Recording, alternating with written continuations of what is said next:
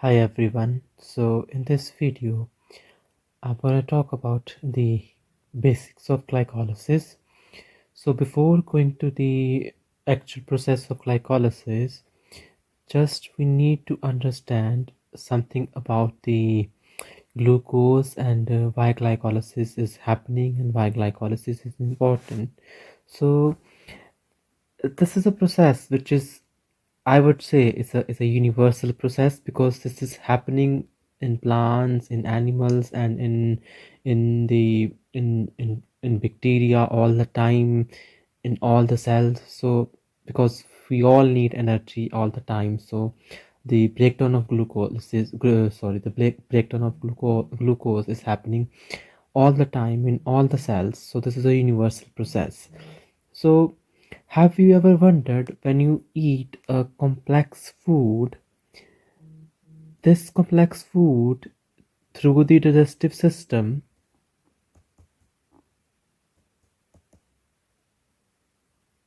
this converts into the simple forms. So, we eat complex, sorry, complex sugars, and those complex sugars in the digestive system converts into the simpler form of the sugars. So one of the major components which which we get through our diet is basically glucose. So the complex sugar converts into the simple form, which is basically glucose. That glucose through the digestive system comes into our blood, and from that blood it goes to each and every cell of the body, and that glucose from the blood enters to the cells through a specific transport proteins which are also known as glucose transporters, or you can say glut. There are glut 1, glut 2, glut 3, glut 4, glut 5 in different tissues and different organs of the body. I'm not going in that thing. So the glucose enters into the cell with the help of certain specific proteins, and into the cell in the cytoplasm. The process of glycolysis is occurring 24 hours. So the site of glycolysis is cytoplasm. Remember this thing, this might be a question in your exam. So this is a process which is occurring all the times in your body and in all the cells of your body. And just remember this thing, the enzymes are expressing the enzymes which are responsible for glycolysis. We need certain enzymes for the for a specific chemical process.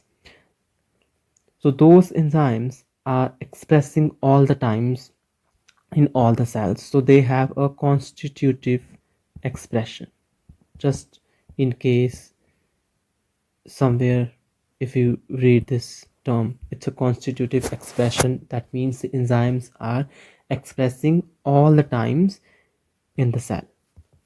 All right, so now take a take a brief look at the glycolysis. So now the glucose is in the cell, and under the aerobic condition when oxygen is present. So if I say under aerobic condition, I'm just talking about aerobic respiration. In that case, that glucose converts into two molecules of pyruvate, and this pyruvate molecule is a 3 carbon molecule. Okay, so this glucose, with the help of two molecules of ATP, two molecules of NAD, nicotinamide, converts into two molecule of pyruvate. It gives you two molecule of NADH, four molecule of ATP, and two molecules of the water. So you are using two ATPs and you are generating 4 ATPs. So the net gain of ATPs in the glycolysis is 2. Just remember. All right. So from one glucose molecule, you are getting 2 ATPs. Are these ATPs are enough? Certainly not. These 2 ATPs are not enough from one glucose molecule. So what happens, that glucose which converted into the pyruvate, that pyruvate goes into further chemical processes, that is TCA cycle, and it generates NADH and ATPs. We will discuss this later. So now we discuss glycolysis in detail. It is a 10-step process. It occurs in cytoplasm, in animals, in plants, and in bacteria. So whatever the cell it is happening in the cytoplasm. It has two phases. One is the preparatory phase and other is the payoff phase. In the preparatory phase, 2 ATPs are being used, and in the payoff phase you're getting 4 ATPs. Yep. Alright, so what is happening? I've told you that glucose enters into the cell with the help of glut proteins that are present on the plasma membrane of the cell. Now this glucose enters into the cell. As it enters into the cell, it converts into the glucose 6 phosphate. Now this glucose cannot go back into the glucose, and that this glucose cannot go back out of the cell again. So now glucose is committed to do the glycolysis. So this is a commitment step. First priming step. Now glucose is committed to perform the glycolysis. What happened in this step? A enzyme, a kinase enzyme, so you can say hexokinase or specific enzyme glucokinase, which has specificity just for the glucose. Now this transfer a phosphate group from the ATP to the sixth carbon of the glucose. So this is a 1, 2, 3, 4, 5 and 6. So sixth carbon of the glucose gets phosphorylated with the help of hexokinase and ATP. All the enzymes require certain cofactors, so this require magnesium ions. Now this glucose 6 phosphate now goes under a structural change. So a phosphohexose isomerase just do some structural changes and converts that glucose 6 phosphate into the fructose 6 phosphate. So now you have 1, 2, 3, 4, 5 and this is the 6. So at the 6th carbon you got the phosphate. Now this fructose 6 phosphate converts into the fructose 1,6 bisphosphate. Now there's another enzyme, phosphofructokinase 1, which just transfers the phosphate molecule to the first carbon of the fructose 6 phosphate. Now this is fructose 1,6 bisphosphate. Now this fructose 1,6 bisphosphate, this break down into the two molecules with the help of enzyme aldolase. So these two molecules, one glyceraldehyde 3 phosphate and other one is the dihydroxy acetone phosphate. There is a aldehyde group and there is a acetone functional group. So one is the glyceraldehyde 3 phosphate, other one is the dihydroxy phosphate.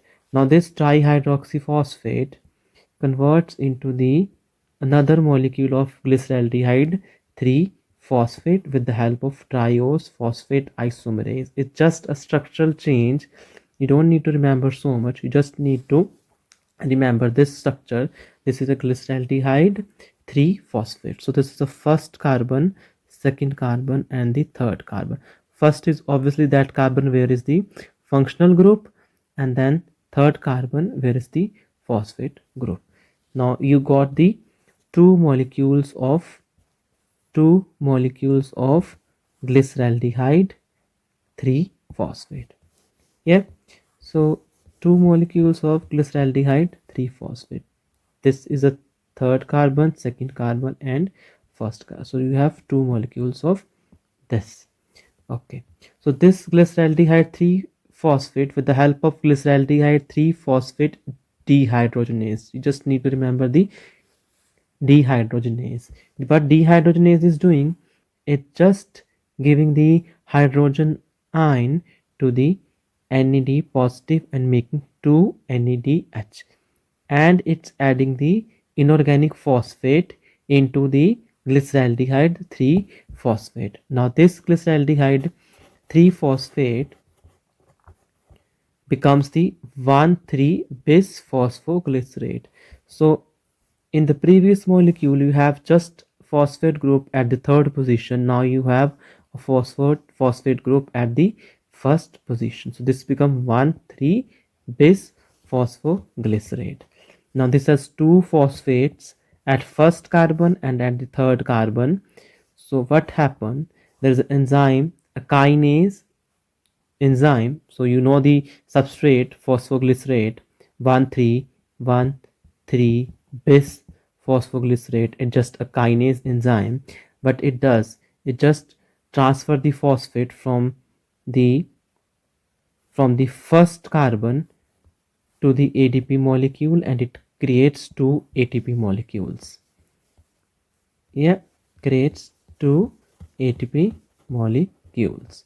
Now this becomes the 3 phosphoglycerate. Now you have the phosphate group at the third carbon. Now there is another enzyme, phosphoglycerate mutase. It's just a structural change from third carbon. The phosphate group goes to the second carbon. Now there is an enzyme, just a hydrolase, with just removing the water molecule from this molecule, and there's this hydrogen, and this OH group is coming out in the form of water, and this is creating a phosphoenol pyruvate. Yeah, so second position you got phosphate, so this is 2 phosphoenol pyruvate. Now the third priming step.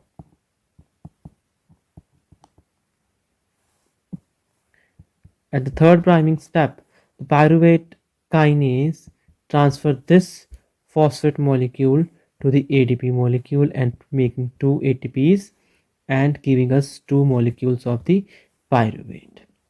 Just remember the structure of pyruvate, and then this pyruvate under the aerobic conditions goes into the TCA cycle, which is happening in the mitochondria. We will discuss this later. So just remember there are three processes which are the priming processes. One is this first step, glucose to glucose 6 phosphate, and then fructose 6 phosphate to fructose 1,6 bisphosphate, and then the last step, 2 phosphoenol pyruvate to pyruvate. That's the end of glycolysis. Thanks.